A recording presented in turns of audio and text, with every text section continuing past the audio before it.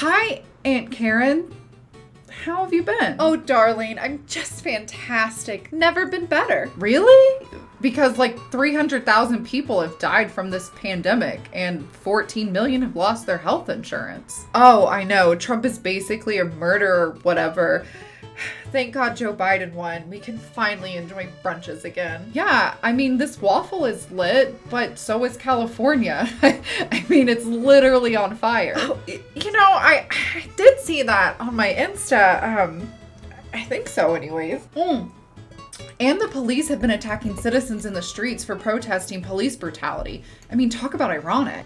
Yeah, I'm gonna need more of these. No, yeah, just the champagne, actually. Just because the tie in the Oval Office is now blue doesn't mean these problems are gonna go away. Aunt Karen, you seem really upset. Would you like me to call the manager for you? Oh, hold on 1 second. Oh, I'm sorry, I need to take this. Hello? Hey, where are you? Yeah, we're supposed to be filming soon. Oh, really? A new video? Great, okay, I'm coming. Hey, Aunt Karen, this has been an awful conversation. No, really. But I gotta go, so bye. Yeah, I'm on my way. Oh, okay, cool. See you soon. Thank God that's over. Wait, what? While it's great that we have successfully avoided another 4 years of Trump's disturbing rhetoric and the poor decisions of his administration, we shouldn't be so quick to celebrate this new, old, white guy. This past Democratic primary was tense.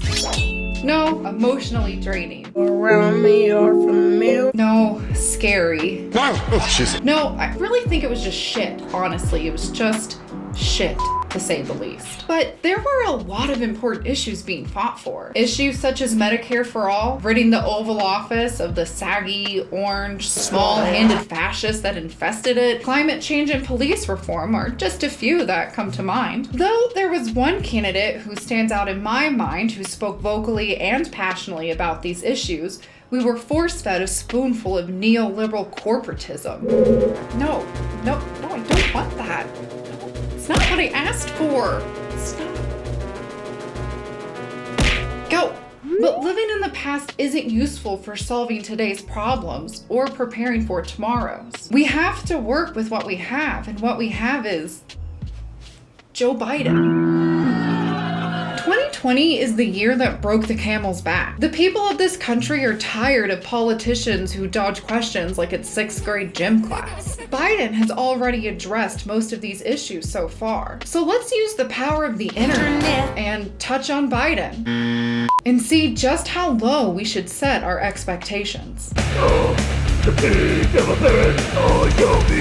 Let's give credit where credit is due. The Trump administration funded the innovation and production of a life-saving vaccine. But we would be remiss if we suggested that Trump left Biden a neat and organized memo on the status of the COVID-19 pandemic. In reality, through the defunding of various medical research and public health programs, the disbanding of the pandemic response team, and backing out of the World Health Organization, Trump has left Biden with one hell of a mess to clean up. Clean up on aisle 45. Clean up on aisle 45. It was weird. That was weird, right? It was fucking weird. And I'm not sure if Biden knows this, but there's a lot more to handling a pandemic than just issuing a 100-day mask mandate. People aren't just in need of common sense policies. We need to pass policies that are...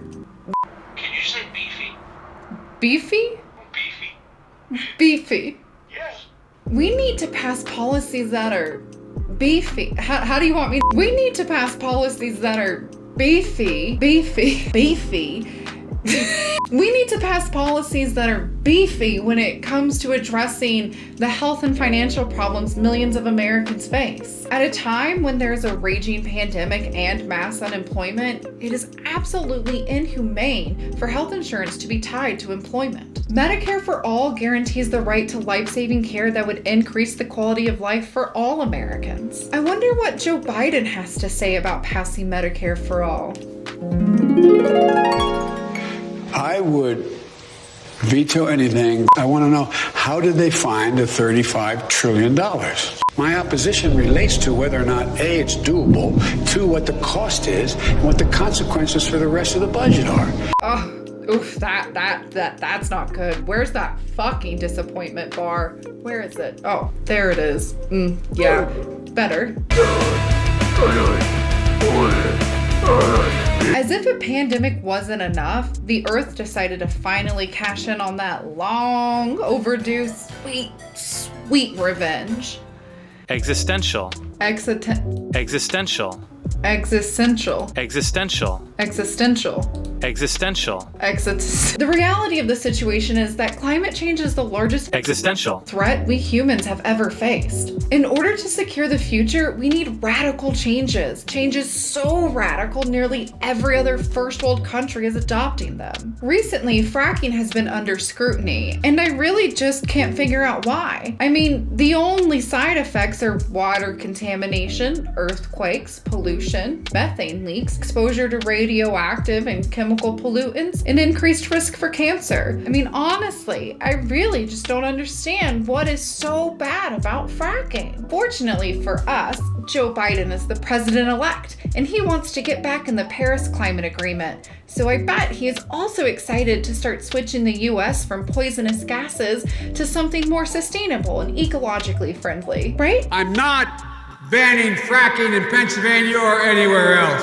Oh. That makes sense. What's really going on here is that Joe Biden is attempting to appease the American people and his corporate donors at the same time. And all this will lead to is empty platitudes and freshly signed pieces of paper. He just wants to do the easy stuff. He wants to fucking unfuck the fucking shit Trump fucked up. Fuck. But he isn't willing to empty his pockets that were stuffed by the oil industry in order to actually address climate change as the existential threat that it is.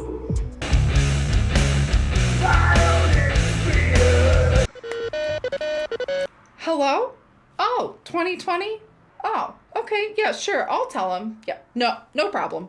Yeah, 2020 called and they said 2020 has been real extra this year, and so has police violence. Though the state-backed murder of George Floyd and Breonna Taylor set off a series of unprecedented protests, police brutality and systemic racism is nothing new to America. In fact, in the South, the first edition of the police force was known as slave patrols. Wow, that's not surprising at all. And if you couldn't guess, their job was to capture and return slaves to their owners and later to enforce segregation. Now, the police force has evolved over time, as any organization does, but the implicit racist undertones of these organizations continue to prevail today. Look here, y'all, I'm just an honest man doing an honest job of treating human beings like the property they are. In America, we are fed the idea that police are here to protect and serve the community, and with their inflated budgets, we would think that that's the case. But it's hard to serve your community effectively when over fucking half of you don't even live there. Instead, the police are used as the strong arm of the state to stifle citizen dissent, and their policing disproportionately impacts communities of color. As the police become more militarized, tensions between them and the people they are sworn to protect increase.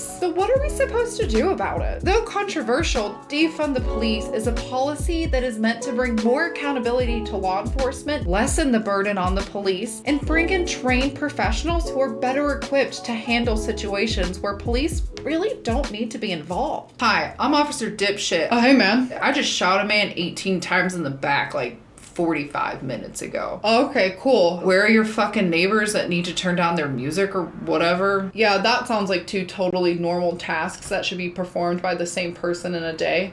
They're over there. The leaders of the future need to strongly consider the issue of police reform. And as the next leader of the country, I can only imagine that Joe Biden is taking this issue very seriously. You know what? Let me just call him.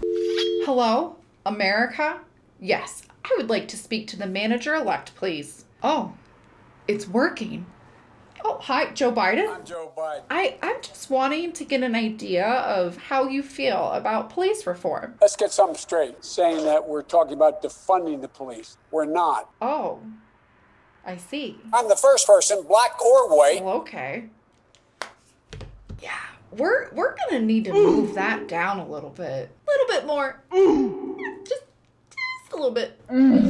Yeah, that's good. It's clear that Joe Biden isn't the scary communist the right thinks he is, or makes him out to be. And it's true, he is way better than Trump.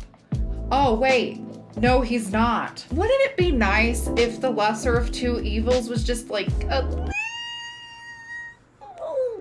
less evil? Just a smidge? Look, I know, way too much to ask for. But Joe Biden's policies aren't all disappointing. For example, he wants to ease the student loan debt crisis by forgiving about $10,000 of debt. And he wants to raise the minimum wage. Is it enough? No. It's important that we as voters know where our elected officials stand on key issues. We need to hold their feet to the fire and keep them accountable. It seems like a daunting task, but you know, I'm hopeful. Now, fuck it. Fuck this. I'm not hopeful at all.